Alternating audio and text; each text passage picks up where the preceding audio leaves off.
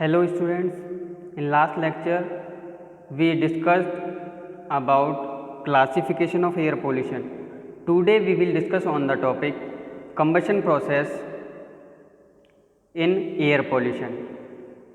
Students, let's start. What is combustion process? What is combustion process?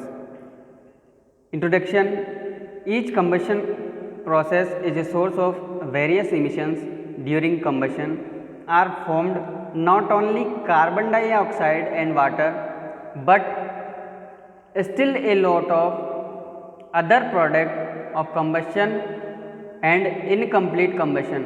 Knowledge of the mechanism and the pathway of formation allow the use of so-called primary methods of reducing emission and thereby reduce emissions to the atmosphere.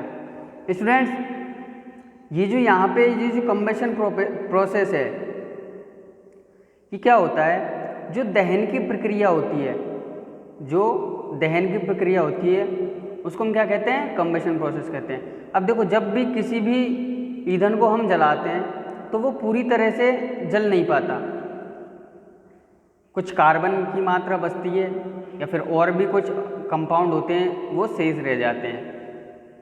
तो दहन के दौरान carbon dioxide और पानी का गठन होता है, ये हम लोग देखते हैं। हम जैसे लकड़ी को जलाते हैं तो लकड़ी को जहाँ से जलाते हैं उसके जस्ट अपोजिट साइड में पानी हमको देखने को मिल जाता है। कार्बन डाइऑक्साइड की बात करें तो जो धुआं निकलता है, ठीक है, लेकिन होता क्या है कि कंप्लीटली ये जल नहीं पाती, ठीक है। नेक्स्ट हम बात करें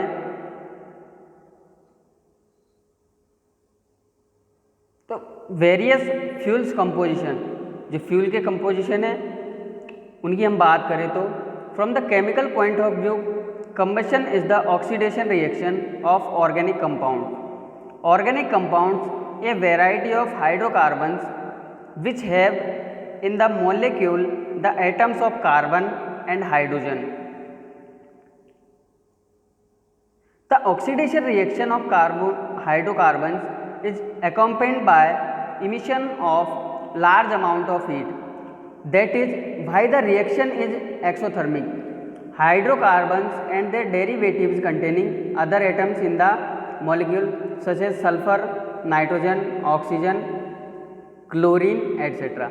make a flammable substance which can be called fuel only when it meets certain qualitative conditions. Fuels can be divided according to several methods. One of them in the division according to the state of matter into solid, liquid and fuel gases. Students, यहाँ से हम इसको थोड़ा समझते हैं कि दहन के रासायनिक बिंदु से कार्बनिक यौगिकों का ऑक्सीकरण प्रतिक्रिया है। ये जो दहन की प्रोसेस है ये ऑक्सीकरण रिएक्शन इसको यहाँ पे कहा गया है। कार्बनिक यौगिक विभिन्न प्रकार के हाइड्रोकार्बन, जो अणु में कार्बन और हाइड्रोजन के परमाणु होते हैं, ये भी हमने अभी देखा था कि ये जो हाइड्रोकार्बन के अणु में कार्बन हाइड्रोजन, जैसे कल अपन ने पढ़ा था कि जो हाइड्रोजन कार्बन होता है, हाइड्रोकार्बन होता है, क्या क्या होता है? HC, इसमें हाइड्रोजन और कार्बन के कंपाउंड उपस्थित होते हैं। हाइड्रोकार्बन की ऑक्सीकरण प्रतिक्रिया बड़ी मात्रा में गर्मी के उत्सर्जन के साथ होती है। भाई, जब भी हम किसी भी चीज़ को जलाते हैं तो हीट जनरेट होती है, तो यही कारण है कि ये जो प्रोसेस है वो क्या कहा गया है? इसको एक्सोथर्मिक। ठीक है स्टूडेंट्स, आगे बात करें कि इसमें और भी हाइड्रोकार्बन और उनके डेरिवेटिव हैं, जैसे sulphur, nitrogen, oxygen, chlorine etcetera, ठीक है। ये क्या करते हैं? ये भी एक ज्वलनशील पदार्थ बनाते हैं और जिसको हम क्या कहते हैं? ईंधन का कहते हैं। अभी हम ये अभी यहाँ पे देखते हैं कि ईंधन को कई विधियों के अनुसार इसको विभाजित किया गया है। उनमें से एक की हम बात करें तो पदार्थ की प्रकृति के अनुसार, तो पदार्थ की प्रकृति के हिसाब से ये जो फ्यूल है इनको भागों में विभाजित किया गया है। नेक्स्ट हम बात करते हैं इसी में कि इनको जो विभाजन करने का जो और एक तरीका है वो है origin. Another method is the division according to the origin. Natural fuels, example fossil fuels, जो जीवाश्म ईंधन होता है वो नेचुरल फ्यूल्स में आता है। And synthetic fuels produced by processing natural fuels, और जो सिंथेटिक फ्यूल किससे प्रोड्यूस किए जाते हैं? नेचुरल फ्यूल से। तो आगे इसमें हम बात करें तो natural solid fuel include mainly coal, lignite, peat, wood etcetera. जो नेचुरल फ्यूल जो होते हैं इनमें मुख्य रूप से कोल, लिग्नाइट, पीट, वुड ये सब होते हैं। Natural liquid fuel include first of all oil from which numerous synthetic fuels such as petrol, kerosene, diesel, fuel oil etc. are produced in a group of natural gas fuels. Natural gas is crucial while synthetic gas fuels include blast furnace gas, generator gas, water gas, city gas और extract gas fraction such as methane, propane और butane as well as their mixtures.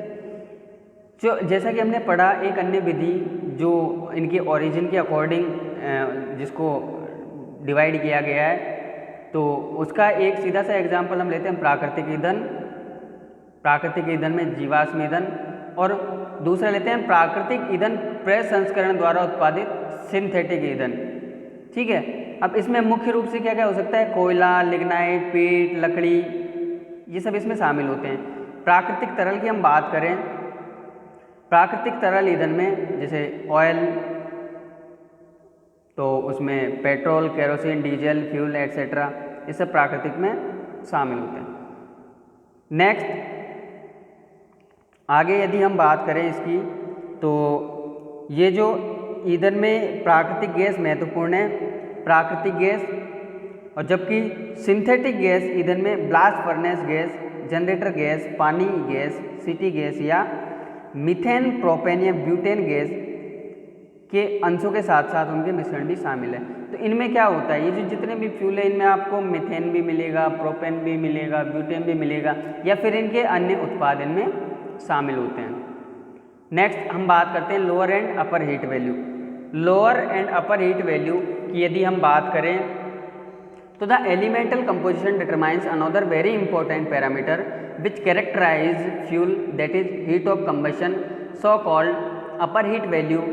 Heat of combustion is the amount of heat that is generated during complete and perfect burning of unit weight or unit volume of the analyzed substance in constant volume wherein। तो यहाँ पे हम बात करें ये जो elemental composition है इसमें एक और बहुत महत्वपूर्ण पैरामीटर निर्धारित, ये जो एलिमेंटल कंपोजिशन है ये एक बहुत महत्वपूर्ण जो पैरामीटर है उसका भी ये क्या करती है, निर्धारण करती है। जैसे ईंधन की विशेषता क्या है कि दहन की गर्मी, जिसे ऊपरी तापमान हम कहते हैं, अपर हीट वैल्यू यहाँ पे लिखा गया है। हीट ऑफ कंबशन की बात करें तो दहन की ऊष्मा क्या होती है, तो ये ऊष्मा की वो मात्रा होती है is the amount of heat that is generated during complete and perfect burning of unit weight or unit volume। वह मात्रा है जो कि निरंतर मात्रा में इकाई भार या विश्लेषित पदार्थ की इकाई मात्रा के पूर्ण और सही जलने के दौरान उत्पन्न होती है। ठीक है, अब आगे हम देखें of the analyse substance in constant volume varying. अब देखो यहाँ पे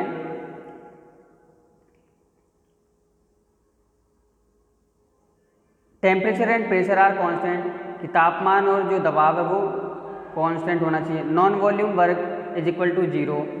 product of combustion are present at the initial temperature. Water content in exhaust gas is in liquid state. Nitrogen in the products is in the form of molecules. Sulphur content in the fuel after combustion is in the form of SO2।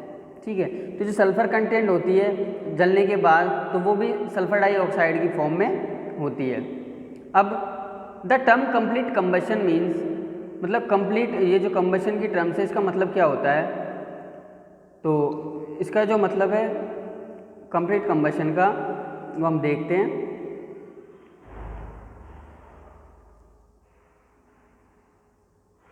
The term complete combustion means the process in which all the fuel organic matter will be oxidized and perfect combustion occurs when all the combustion products are non-flammable।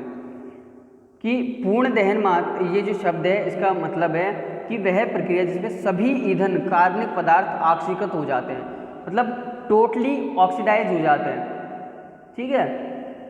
और सही दहन तब होता है जब सभी दहन उत्पाद गैर ज्वलनशील होते हैं, ठीक है, नॉन फ्लेमेबल होते हैं। चौथा पॉइंट ऑक्सीजन एक्सेस की यदि हम बात करें, ऑक्सीजन एक्सेस में हम देखते हैं every combustion process is conducted with an excess of oxygen relative to stoichiometric amount resulting from the oxidation reaction of individual components of the fuel.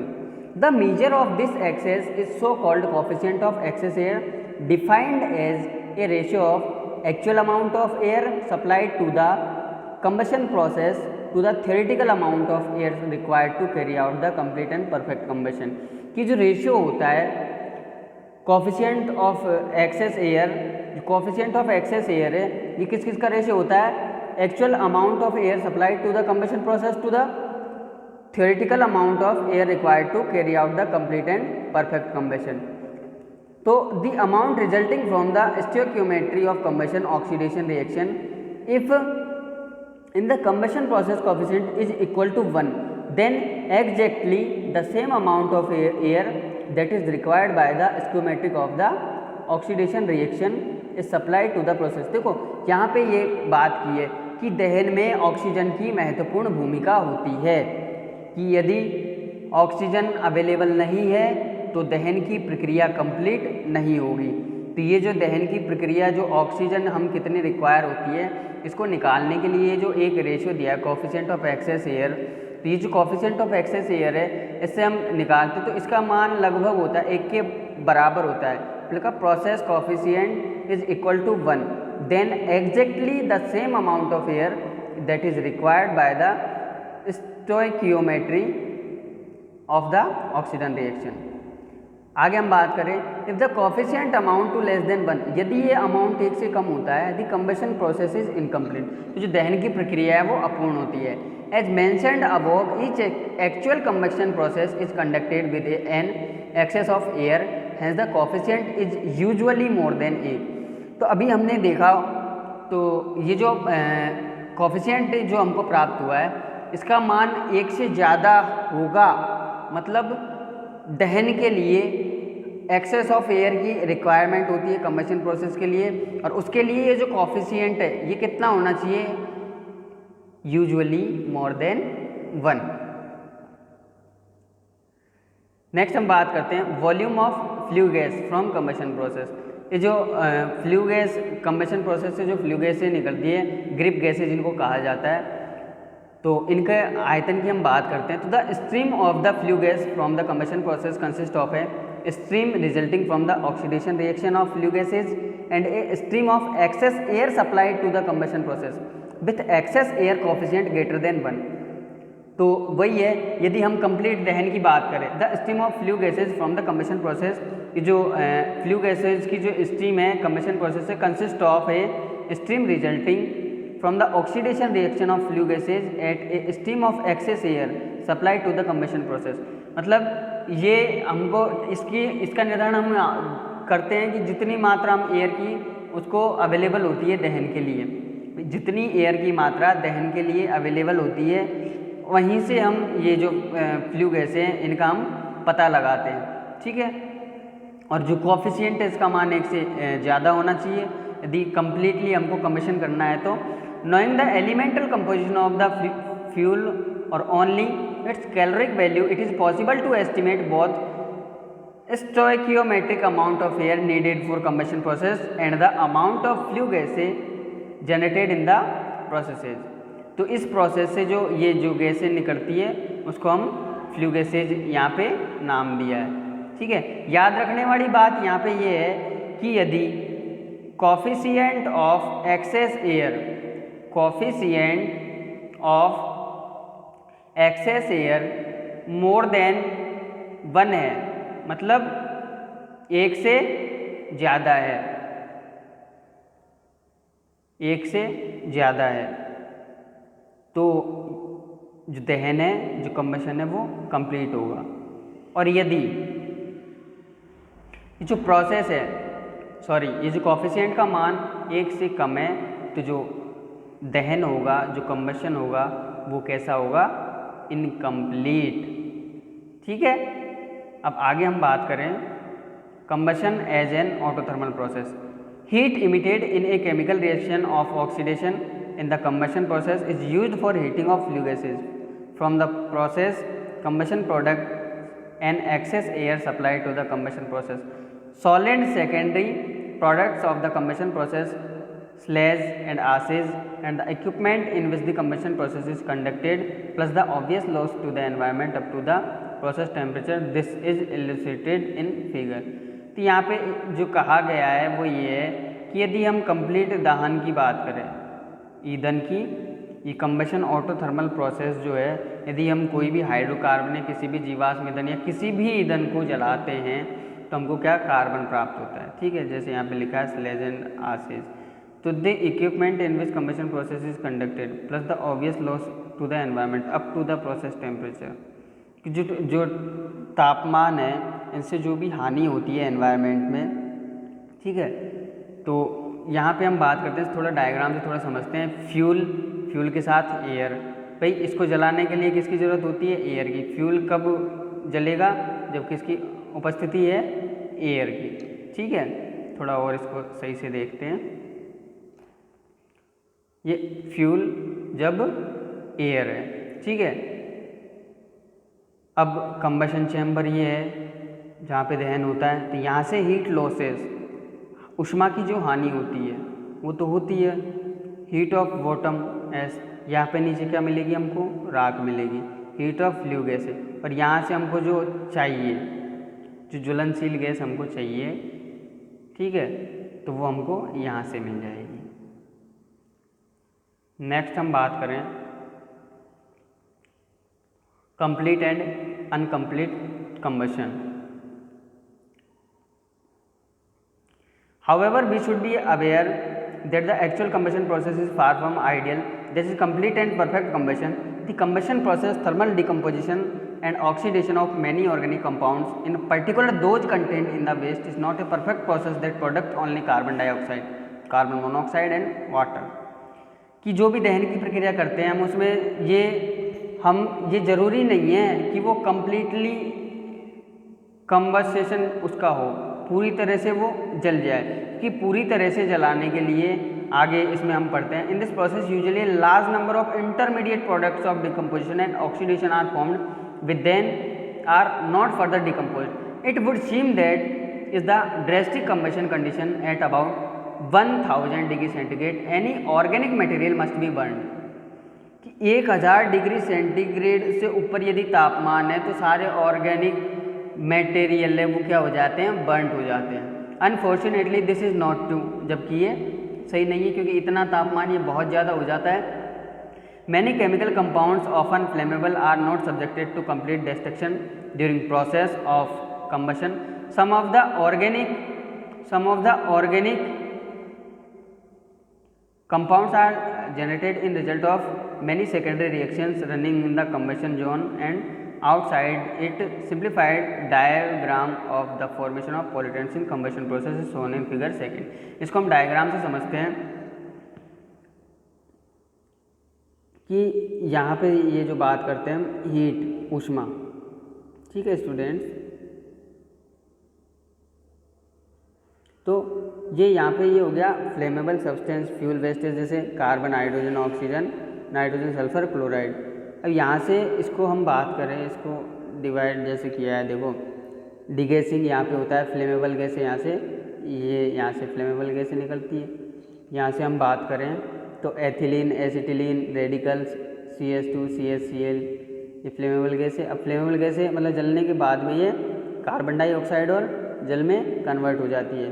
और ये फ्लेमेबल जो सब्सटेंस है इनका ऑक्सीजन की उपस्थिति में दहन होता है। तो ये non flammable gases carbon dioxide, water, hydrogen chloride, nitrogen के ऑक्साइड और सल्फर के ऑक्साइड, ये यहाँ से ये ऑक्सीजन की उपस्थिति में यदि फ्लेमेबल सब्सटेंस का कंबस्शन होता है तो ये नॉन फ्लेमेबल गैसेज में क्या हो जाते हैं, कन्वर्ट हो जाते हैं।